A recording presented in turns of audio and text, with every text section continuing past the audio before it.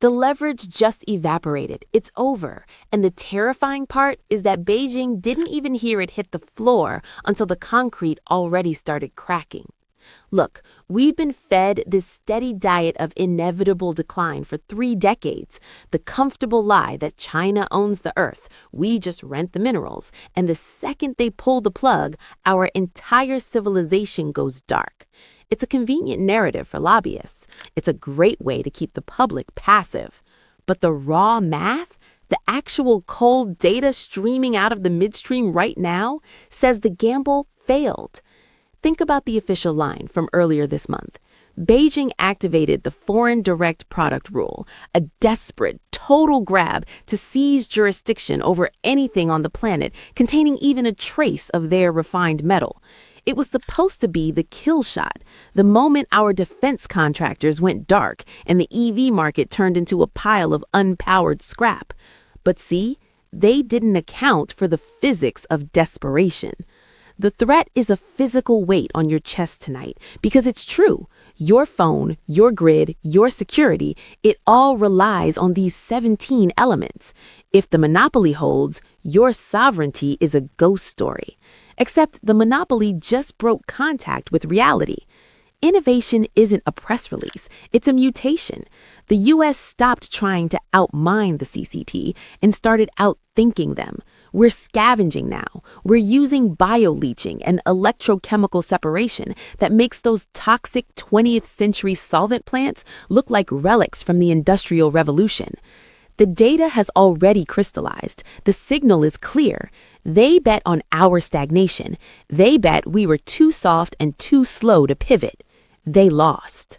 The pattern is locked in. The stranglehold didn't choke the victim. It forced it to grow gills.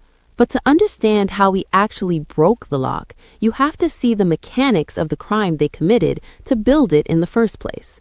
To understand why the stranglehold is breaking, you have to process the mechanics of the crime that built it. This wasn't a natural market shift. It was a 30-year long march of industrial sabotage. Back in 1992, Deng Xiaoping famously said, "The Middle East has oil, China has rare earths." That wasn't just a boast, it was a blueprint. While we were high on the end of history and offshoring anything with a smokestack, Beijing was weaponizing the periodic table. By the mid-90s, the U.S. began decommissioning its own processing hubs, like the legendary Mountain Pass. Why? Because the official argument was that it was dirty and uneconomical. But the economical part was a trap. The villain here isn't just a policy, it's a feedback loop. China subsidized their refining into the dirt, intentionally losing billions to drive Western competitors into bankruptcy. Once the competition was dead, they didn't just own the minerals, they owned the IP. They built a wall of patents around the very way you separate neodymium from praseodymium.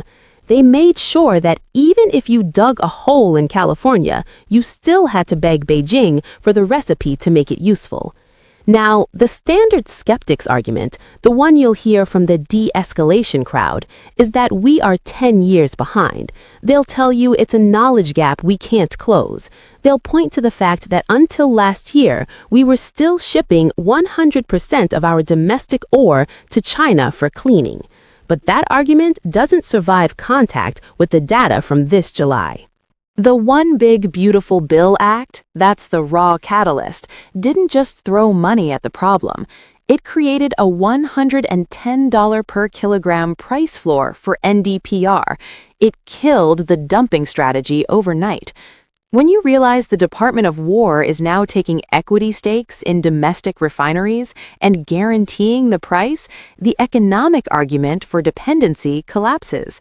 The false hope they tried to sell us was that we could negotiate our way out of this, that if we just lowered the tariffs or gave up a few tech secrets, the minerals would flow again. But the signal is clear. Beijing's October export expansion was the final proof that they aren't looking for a deal. They're looking for a surrender. And they expected us to just, not build a parallel system? When the index for heavy rare earths like dysprosium drops, it doesn't just mean a red line on a chart. It means the guidance system on an F-35 gets a production furlough. It means your grocery bill goes up because the magnets in the delivery trucks just tripled in price. That's the pain they're trying to use as leverage. But here's the thing. You can't hold a hostage who just learned how to pick the lock. Think of the global rare earth market like a rigged casino where the house doesn't just win, it prints the chips and owns the air conditioning. For 30 years, we were the gamblers. We'd show up, pay the China tax, and pretend we were winning because the final magnet was cheap.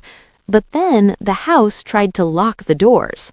That stranglehold Beijing is so proud of, it's an engine that only runs because no one stops it long enough to look inside.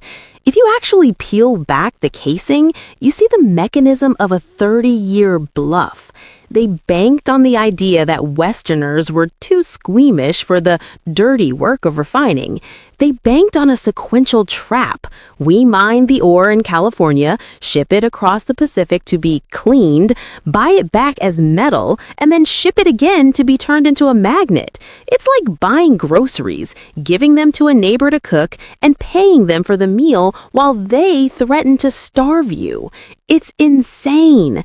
Actually, it's a form of industrial masochism. But here's the pattern interrupt. I know it sounds impossible given how much we've lost, but the house just lost control of the deck. The new American mechanism isn't a bigger mine, it's a metallization hub.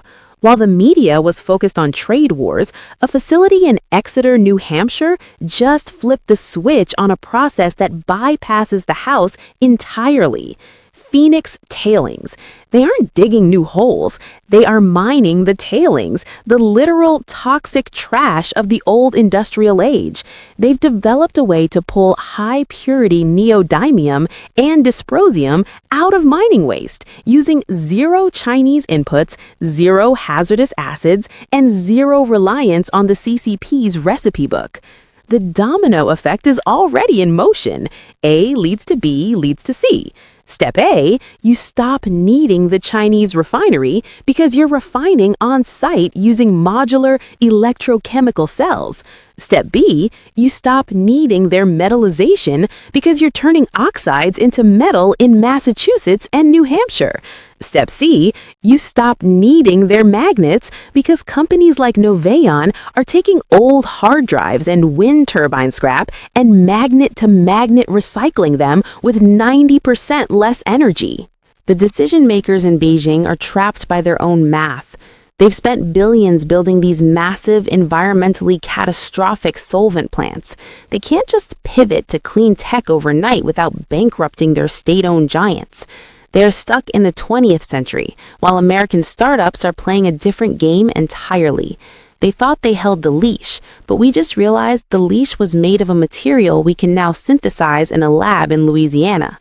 The empathy trap they used, convincing us that we were too green to be self-sufficient, has backfired. Our green standards forced us to innovate the very technologies that are now making their monopoly obsolete.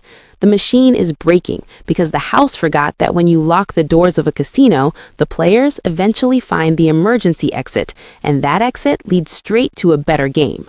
Trust the mechanics, not the propaganda. The house is still holding the deck, but we just walked out and started our own game in the parking lot. Here is the 12-month ugly truth. The volatility is going to be brutal. As the supply chains decouple, expect glitches in the high-end tech sector. You're already seeing it. Temporary out-of-stock notices for certain high-performance electronics and a sudden sharp premium on verified non-Chinese components. This isn't just a market hiccup, it's a divorce. The trajectory doesn't support the normalization story. By the first half of 2026, the temporary export pause Beijing teased in early October will expire.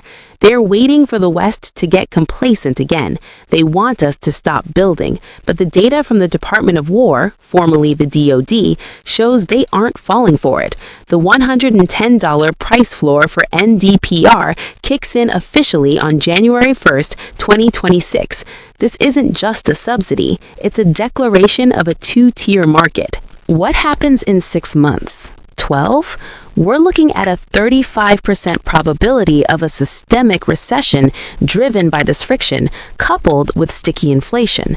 But underneath that noise, the winner-takes-all dynamic is shifting to the innovators. By this time next year, made in China won't be a threat. It'll be a liability for any company wanting a government contract or a secure supply line. My advice? Stop looking for the old normal. It's a corpse. Sovereignty isn't a speech, it's a refinery. You need to focus on resilience. If you're an investor, look at the companies moving from mining to metallization, the ones like MP Materials and Energy Fuels that are actually producing 99.9% pure dysprosium on American soil today. If you're a consumer, understand that cheap was a subsidized drug and the withdrawal is here. Change how you think about your tech. In a world where Beijing locks the vault, your old electronics are no longer e-waste, they are your strategic reserve. The mental shift is moving from a just-in-time mindset to a just-in-case survivalism. The empathy trap that made us feel guilty for building our own industry has been dismantled by the sheer necessity of national defense. We are finally paying the true cost of independence.